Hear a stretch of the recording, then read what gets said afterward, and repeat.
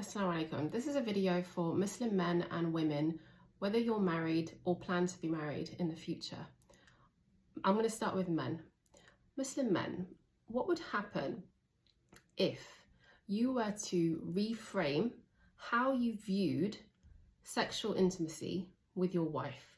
Instead of thinking of it as getting your sexual needs met, seeing it as this instead, seeing it as a way to give love, one way to give love to your wife, and one way to receive love from your wife.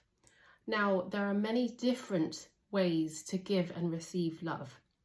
That applies to the different acts, with an S at the end, the different acts of, with an S at the end, the different acts of sexual intimacy.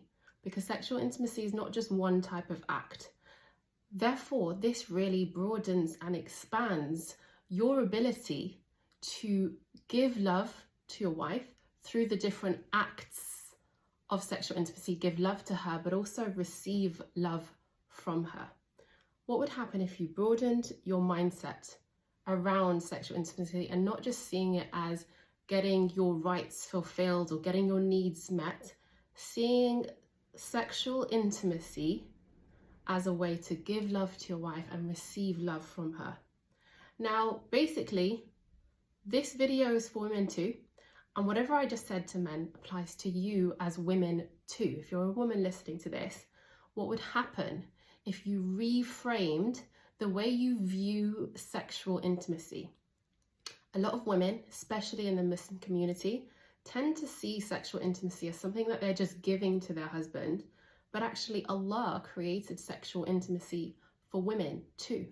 So ladies, women, any women listening to this, what would happen if you viewed sexual intimacy as one way to give love to your husband and receive love from your husband, bearing in mind that there are many different acts of sexual intimacy? It's not just the one type that most people think of. That is one type, which can be pleasurable for both, but there are many, many other types that can lead to great pleasure and satisfaction for both the man and the woman.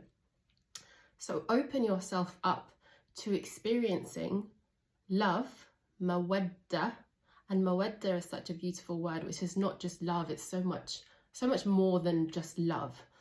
Open yourself up to give and receive love to your husband, to your wife, depending on if you're a man or a woman.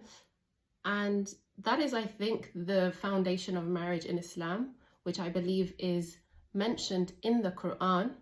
That's one of the purposes of marriage is mawadda, and that most definitely needs to apply to sexual intimacy within marriage.